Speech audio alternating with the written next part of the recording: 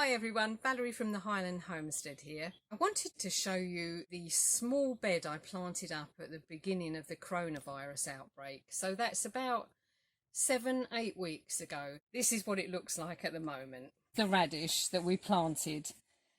I've had to fight the slugs all the way along to get some from this, but they're just about finished now with just the odd one like that left. Behind that we had the rocket. We've had quite a few pickings from that. Behind that has been the lettuce. This was a mixed bunch, so we've got some oak leaf lettuce here, we've got some of the red leaf, and then we've got a frilly leafed one which is struggling a bit with the competition from the oak leaf, but it's done well. We had a bare patch in the middle. I suppose the slugs must have had them. And then up this end we've got very similar. They've been lovely. I picked a good couple of servings from them recently. The carrots have done phenomenal. They are really, really lovely. Let's pull one from the back. Now that's what my thinning looks like. That's not a bad little carrot, is it? Now the next row in was here, which was supposed to be broad beans. It was absolute disaster. I sowed the first lot and nothing happened. So about 3 weeks, 4 weeks later, I sowed another batch. Nothing happened. Not a single one come up.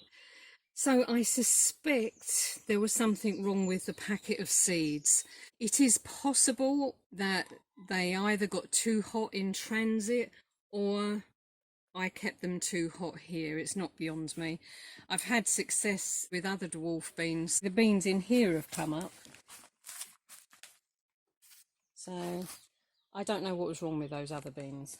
But rather than waste the ground, which you can't afford to do in a small bed, I planted another little spare tomato seedling I've had, and I stuck 2 strawberry runners in. By the time the tomatoes big enough to outshadow them, they will have eaten the fruit, so that's fine. Then if you remember, I put tomatoes in.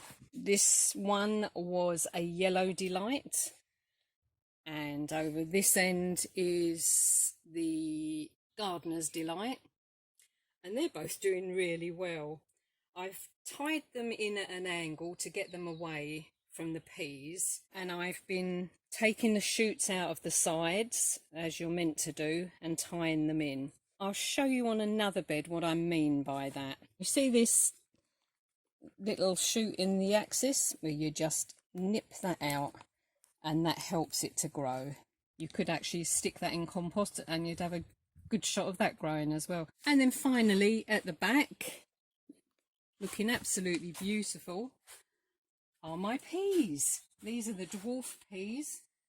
We've got one coming there, got another little ones here, absolutely full of flower. Beautiful thing to grow, whether it's in this little bed or out in your garden. Peas have been a great success, really good. It's just the French beans that let me down. So that's it from the homestead today. I hope you've enjoyed the update.